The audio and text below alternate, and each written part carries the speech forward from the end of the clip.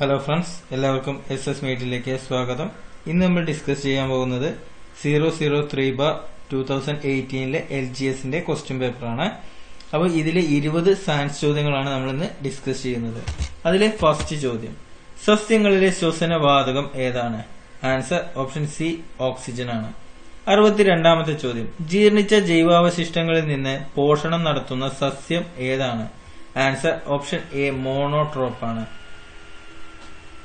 63ാമത്തെ ചോദ്യം, സങ്കര ഇനം വെണ്ട ഏതാണ്? ആൻസർ ഓപ്ഷൻ സി സൽകീർത്തിയാണ്. സൽകീർത്തിയാണ് സങ്കര ഇനം വെണ്ട എന്നറിയപ്പെടുന്നത്. ഇതിലെ ഏതാണെന്നാണ് ചോദ്യം. 64ാമത്തെ ചോദ്യം, റൈസോബിയം ബാക്ടീരിയ കാണപ്പെടുന്ന സസ്യ ഇനം ഏതാണ്? ആൻസർ ഓപ്ഷൻ ഡി മുതിരയാണ്. മുതിരയിലാണ് റൈസോബിയം ബാക്ടീരിയ കാണപ്പെടുന്ന സസ്യം എന്ന് പറയുന്നത്. 65, വെള്ളത്തിൽ ലയിക്കുന്ന വിറ്റാമിൻ ഏതാണ്? Answer option D vitamin C ആണ്. വിറ്റാമിൻ ബിയും വിറ്റാമിൻ സിയും ആണ് വെള്ളത്തിൽ ലയിക്കുന്ന, ബാക്കിയുള്ളവ കൊഴുപ്പിൽ ലയിക്കുന്നവയാണ്. 66ാമത്തെ ചോദ്യം, സസ്യങ്ങളുടെ വേര്, ഇല, തണ്ട് തുടങ്ങിയ ഭാഗങ്ങളിൽ നിന്ന് പുതിയ തൈച്ചെടികൾ ഉണ്ടാക്കുന്ന രീതി ഏതാണ്? ആൻസർ ഓപ്ഷൻ സി കായിക പ്രജനനമാണ്. കായിക പ്രജനനമാണ് സസ്യങ്ങളുടെ വേര്, ഇല, തണ്ട് തുടങ്ങിയ ഭാഗങ്ങളിൽ നിന്ന് പുതിയ തൈച്ചെടികൾ ഉണ്ടാക്കുന്ന രീതി എന്ന് പറയുന്നത്. 67ാമത്തെ ചോദ്യം, മനുഷ്യ ശരീരത്തിലെ പ്രധാന വിസർജനാവയവമാണ്? ആൻസർ ഓപ്ഷൻ എ ത്വക്ക്. മനുഷ്യ ശരീരത്തിലെ പ്രധാന വിസർജനാവയവമാണ് ത്വക്ക്. 68ാമത്തെ ചോദ്യം, ദഹന വ്യവസ്ഥയുടെ ഏത് ഭാഗത്ത് വെച്ചാണ് ആഹാരത്തിന്റെ ദഹന പ്രക്രിയ പൂർത്തിയാകുന്നത്? ആൻസർ ഓപ്ഷൻ ബി ചെറുകുടൽ. ചെറുകുടലിൽ വെച്ചിട്ടാണ് ദഹനം അവസാനിക്കുന്നത്.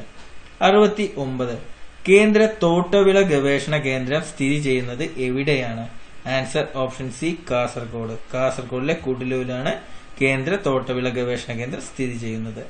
70ാമത്തെ ചോദ്യം, ശരീരത്തിൽ ആവശ്യമായ ജലം നിലനിർത്തുന്നതിന് സഹായിക്കുന്ന ധാതു ലവണം ഏതാണ്? Answer option B സോഡിയമാണ്.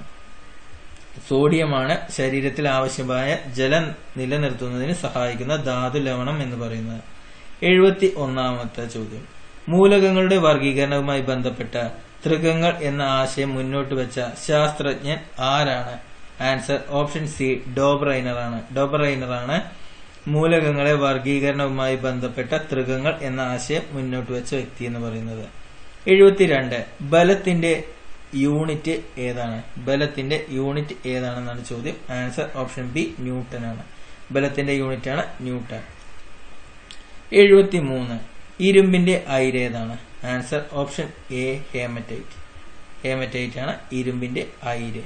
ബോക്സൈറ്റ് ഏതിന്റെയാണെന്ന് എല്ലാവർക്കും അറിയാലോ, അലുമിനിയത്തിന്റെയാണ്. 74ാമത്തെ ചോദ്യം, സൗരയൂഥത്തിലെ ഏറ്റവും വലിയ ഗ്രഹം ഏതാണ്? ആൻസർ ഓപ്ഷൻ ഡി വ്യാഴം. വ്യാഴമാണ് സൗരയൂഥത്തിലെ ഏറ്റവും വലിയ ഗ്രഹം. ഇനി 75, ആറ്റത്തിലെ പോസിറ്റീവ് ചാർജുള്ള കണം ഏതാണ്? ആറ്റത്തിലെ പോസിറ്റീവ് ചാർജുള്ള കണമാണ് proton. Answer option B proton ആണ് ആറ്റത്തിലെ പോസിറ്റീവ് ചാർജുള്ള കണം. ചാർജ് ഇല്ലാത്ത കണം ന്യൂട്രോണും, അതുപോലെ നെഗറ്റീവ് ചാർജ് ഉള്ളത് ഇലക്ട്രോണിനുമാണ്. അതുകൂടി ഇതിന്റെ കൂടെ ഓർത്തു വെക്കുക. ഇനി 76ാമത്തെ ചോദ്യം, ഓക്സിജൻ കണ്ടുപിടിച്ച ശാസ്ത്രജ്ഞൻ ആരാണ്? ഓക്സിജൻ കണ്ടുപിടിച്ച ശാസ്ത്രജ്ഞനാണ് ജോസഫ് പ്രിസ്ലി. അഥവാ ഈ ഓക്സിജൻ കണ്ടുപിടിച്ചാൽ ജോസഫ് പ്രിസ്ലി ഇല്ല എന്ന് കരുതുക. അങ്ങനെയാണെങ്കിൽ അതിന്റെ ആൻസർ കാൾ ഷീലയാണ്. PSC ഒരു തവണ ചോദിച്ചിട്ടുണ്ട്.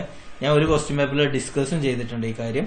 അതുകൊണ്ട് ശ്രദ്ധിച്ചു നോക്കുക. ഓക്സിജൻ കണ്ടുപിടിച്ച ശാസ്ത്രജ്ഞൻ ആരാണെന്ന് ജോസഫ് പ്രിസ്ലി ഇല്ലെങ്കിൽ കാൾ ഷീലെ, അല്ലെങ്കിൽ ജോസഫ് പ്രിസ്ലി തന്നെയാണ്, ഇല്ലെങ്കിൽ മാത്രം കാൾ ഷീലെ. ഇനി 77, പ്രാഥമിക വർണ്ണമല്ലാത്തത് ഏതാണ്? ആൻസർ ഓപ്ഷൻ സി മഞ്ഞ. മഞ്ഞ പ്രാഥമിക വർണ്ണമല്ല. ഇനി 78, സാധാരണ ഊഷ്മാവിൽ വായുവിലൂടെയുള്ള ശബ്ദത്തിന്റെ വേഗത എത്രയാണ്? ആൻസർ ഓപ്ഷൻ സി 340 മീറ്റർ/സെക്കൻഡ് ആണ്. ഇനി 79, ഒരു പദാർത്ഥത്തിലെ തന്മാത്രകളുടെ ആകെ ഗതികോർജത്തിന്റെ അളവാണ് ഡാഷ്. അതായത് ഒരു പദാർത്ഥത്തിലെ തന്മാത്രകളുടെ ആകെ ഗതികോർജത്തിന്റെ അളവാണ് താപം എന്ന് പറയുന്നത്. അഥവാ ആൻസർ ഓപ്ഷൻ എ താപം. ഒരു പദാർത്ഥത്തിലെ തന്മാത്രകളുടെ ആകെ ഗതികോർജത്തിന്റെ അളവാണ് താപം എന്ന് പറയുന്നത്. ഇനി 80ാമത്തെ ചോദ്യം, രാസോർജം വൈദ്യുതോർജ്ജമാക്കുന്ന ഉപകരണം ഏതാണ്? Answer option C battery. ബാറ്ററിയാണ് രാസോർജം വൈദ്യുതോർജ്ജമാക്കുന്ന ഒരു ഉപകരണം എന്ന് പറയുന്നത്. ഇതിൽ ഞാൻ നൽകുന്ന എല്ലാ ആൻസറും PSCയുടെ ഫൈനൽ ലിസ്റ്റിൽ വന്നിട്ടുള്ള ആൻസറുകളാണ് തരുന്നത്. അല്ലാതെ ഞാൻ കണ്ടെത്തിയ ആൻസറുകളല്ല നിങ്ങൾക്ക് തരുന്നത്. PSCയുടെ ആൻസർ മാത്രമാണ്. ചിലത് PSCയുടെ ആൻസർ തെറ്റാറുണ്ട്, പിന്നീട് അവർ തിരുത്താറുണ്ട്. ഇത് ഫൈനലായിട്ട് തന്ന ആൻസറുകളാണ് ഞാൻ തന്നിട്ടുള്ളത്. കാരണം അത് പറയാൻ കാരണം ഇതിന് മുന്നത്തെ ഞാൻ ഇട്ടൊരു ക്വസ്റ്റ്യൻ പേപ്പർ ഉണ്ടായിരുന്നു. കാൾ ഷീലെ എന്നുള്ള ആൻസർ, അതായത് ഓക്സിജൻ കണ്ടുപിടിച്ച ശാസ്ത്രജ്ഞൻ ആരാണെന്നുള്ളതിന് കാൾ ഷീലെ എന്ന ആൻസർ ഇട്ടപ്പോൾ പലരും ചോദിച്ചിരുന്നു കാൾ ഷീലെ അല്ലല്ലോ ജോസഫ് പ്രിസ്ലി അല്ലേ എന്ന്.